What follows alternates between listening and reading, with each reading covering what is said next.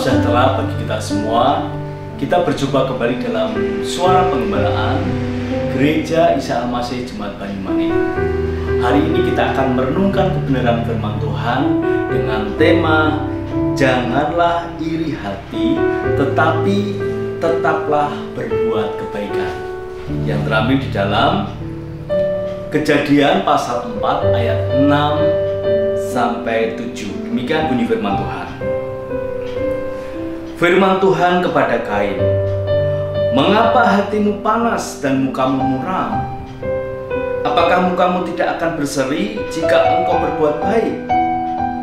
Tetapi jika engkau tidak berbuat baik, dosa sudah mengintip di depan pintu. Ia sangat menggoda engkau, tetapi engkau harus berkuasa atasnya." Bapak Ibu yang terkasih di dalam Tuhan, pendengar yang terkasih dalam Tuhan, yang menyaksikan Suara Pengembalaan, kita sudah membaca pasal 4 tentang Kain dan Habil. Bagaimana Tuhan mengetahui sampai ke dasar hati manusia. Dimana dalam kisah ini Kain hatinya panas, raut mukanya muram. Nah, dapatlah ditebak kondisi kita, keadaan kita melalui raut muka. Tetapi sebenarnya Tuhan tahu dari dasar hati itu. Apakah hati kita bersukacita, apakah hati kita berseri-seri, atau hati kita panas, Tuhan tahu. Dan manusia isi hatinya terekspresi dari raut mukanya.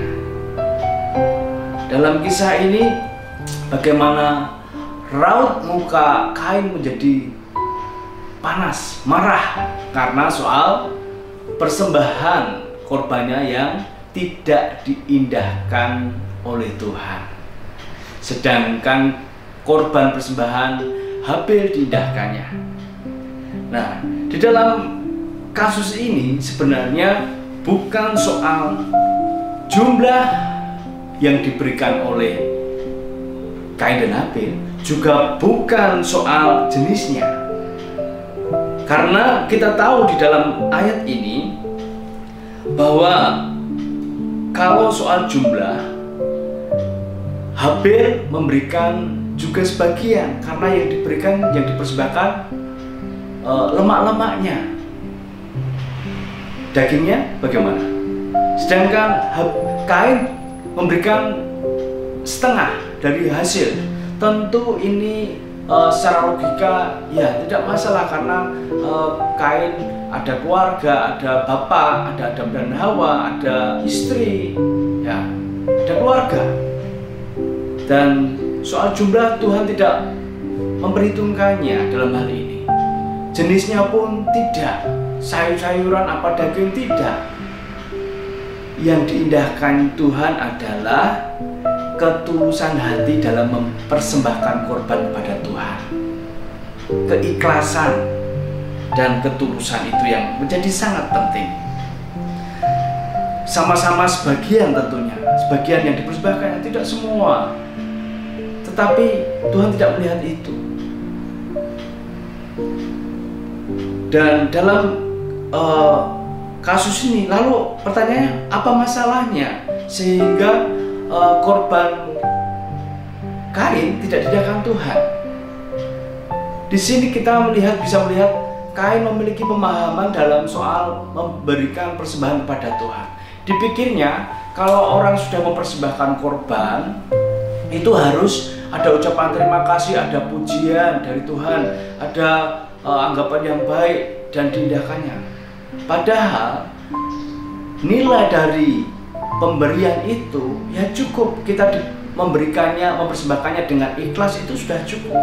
Soal mendapat pujian yang harum dan menyenangkan Tuhan, itu bonus dari Tuhan.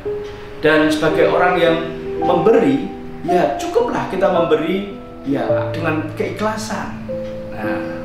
Nah ini yang menjadi masalah dari Kain.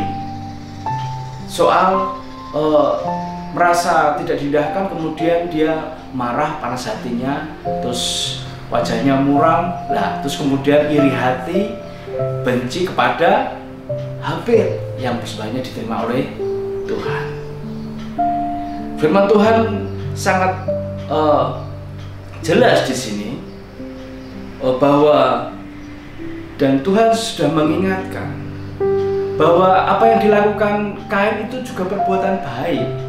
Jadi harus bersukacita. Sudah mempersembahkan korban itu perbuatan baik. Habil pun juga mempersembahkan korban itu perbuatan baik. Dan Tuhan mengingatkan itu sebagai perbuatan baik, kita harus bersukacita, harus dengan gembira, tidak bersungut-sungut. Tetapi Kain hatinya panas, hatinya marah kepada Habil, sehingga firman Tuhan yang sudah diingatkan bahwa ketika kita tidak berbuat baik, dosa sudah mengintip, sudah menggoda. Dan nasihat firman Tuhan bahwa ketika kita tidak berbuat baik dan dosa sudah mengintip, Tuhan mengingatkan apa? Tuhan mengingatkan supaya kita menguasainya. Kita menguasai diri kita supaya kita tidak jatuh dalam dosa.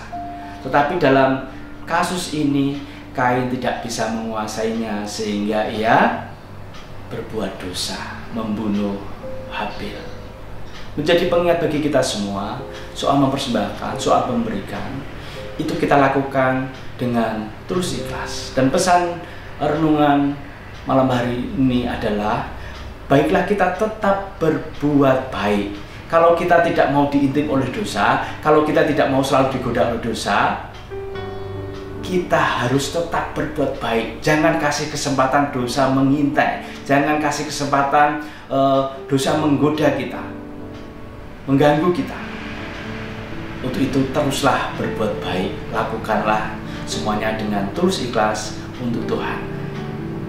Diindahkan atau tidak, tetaplah bersukacita karena kita sudah melakukan hal yang baik. Terima kasih, Tuhan memberkati.